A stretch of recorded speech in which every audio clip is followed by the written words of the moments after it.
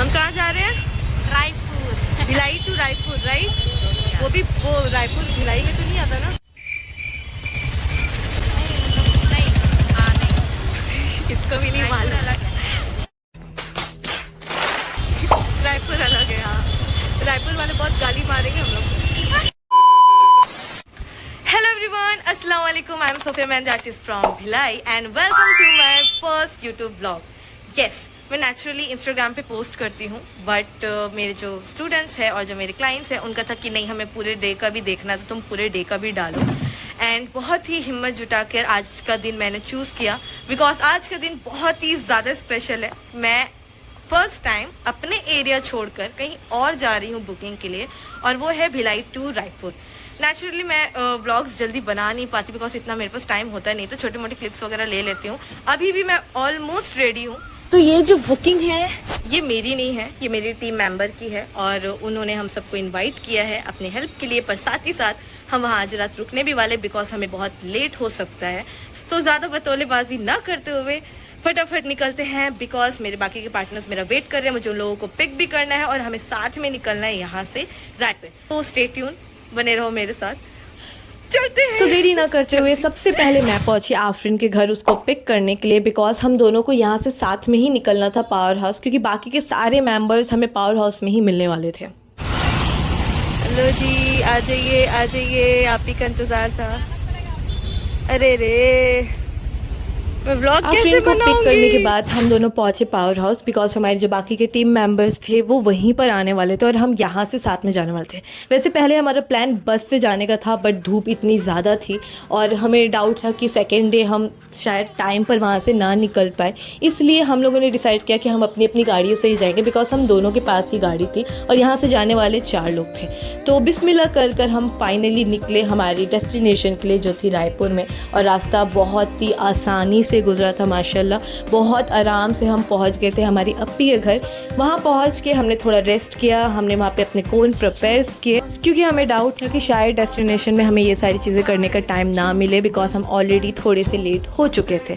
और फाइनली ये काम कंप्लीट करने के बाद हम पहुँचे हमारी डेस्टिनेशन में, जो थी रायपुर ग्रीन्स में। ऑनेस्टली पर्सनली मुझे ये जगह बहुत पसंद है। यहाँ का लुक और यहाँ का जो कलर करेक्शन था, इस जगह को 4 चांद लगा रहा था, बहुत ही खूबसूरत बना रहा था। जब हम एंट्री किए तो हम गलती से गलत डायरेक्शन में चले गए थे। फिर वहाँ के मेंबर्स से हमने बात की तो उन्होंने हमें सही डायरेक्शन बताया। और यहाँ पर मुझे अगर कोई चीज़ बहुत ज़्यादा पसंद आई थी तो वो था ये पियानो, जो कि बहुत ही खूबसूरत लग रहा था। जब हम अंदर हॉल में पहुँचे तो सारे क्लाइंट्स ऑलरेडी हमारा इंतज़ार कर रहे थे और यहाँ पर मेहंदी का सेटअप लगना भी शुरू हो गया था। तो बिना टाइम ना गवाते हुए फटाफट हमने शुरुआत की हमारी मेहंदी।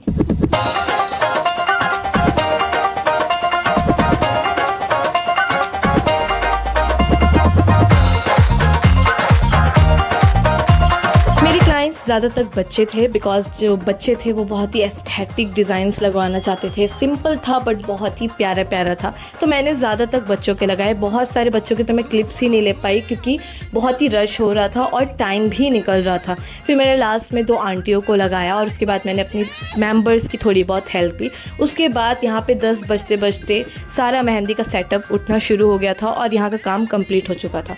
मुझे थोड़ी देर के लिए लगा कि यार ये अभी तो शुरू हुआ था और सडनली इतने जल्दी ख़त्म कैसे हो गया, जबकि यहाँ पे ऑलमोस्ट हमें 5 से 6 घंटे लग चुके थे। तो मेरी इस गलत फहमी को दूर करते हुए सब अपने ने मुझसे कहा कि अभी कहानी ख़त्म नहीं हुई है मेरे दोस्त, पिक्चर अभी बाकी है।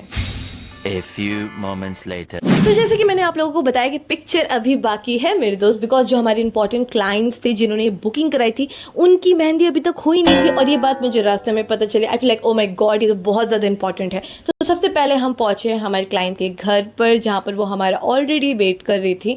ऑनेस्टली शादी वाले घरों में स्पेशल मेम्बर्स को बहुत ही कम मौका मिल पाता है मेहंदी लगाने का, और ये बहुत ज़्यादा इंपॉर्टेंट होता है। तो यहाँ पर कुछ फ्यू लोग सी बचे हुए थे और हम भी कुछ 5 ही लोग थे मेहंदी लगाने के लिए। तो हम लोगों ने टीम वर्क करना शुरू कर दिया था, बिकॉज हमारे पास भी ज़्यादा टाइम नहीं था, ऑलरेडी बहुत लेट हो चुका था और हमारे जो क्लाइंट्स थे वो बहुत ज़्यादा थक चुके थे। तो हम लोग एक एक क्लाइंट के हैंड पकड़े हुए थे और और अपने अपने हिसाब से हमारे क्लाइंट की डिमांड्स के अकॉर्डिंग हमने मेहंदी लगानी शुरू की।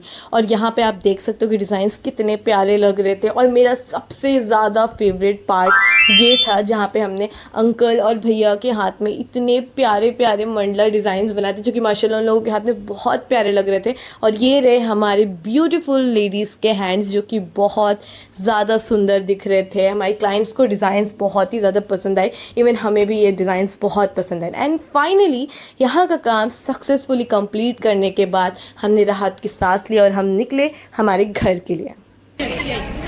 ओके, हेलो, थके हारे हम घर जा रहे हैं। बाय। बैंड बजी हुई सब आ गए।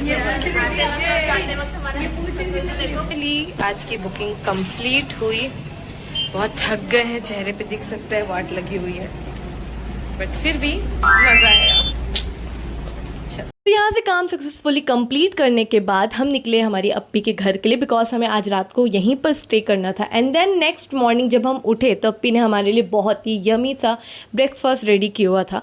ब्रेकफास्ट कंप्लीट करने के बाद हमने पैकिंग करनी शुरू की, बिकॉज हमें निकलना था आज घर के लिए वापस। एंड फाइनली हंसते खेलते ये टाइम कैसे बीता हमें पता तो नहीं चला, बट अब टाइम आ चुका है एक दूसरे को बाय कहने का। बहुत मजा आया। बिना फिल्टर के अच्छे लगे। This blog is specially dedicated to सब अप्पी। थैंक यू सो मच, आपने हमारे लिए बहुत कुछ किया। एंड आई होप कि आप लोग को मेरा फर्स्ट ब्लॉग पसंद आया हो। मिलते नेक्स्ट ब्लॉग के साथ, तब तक के लिए टाटा बाय बाय।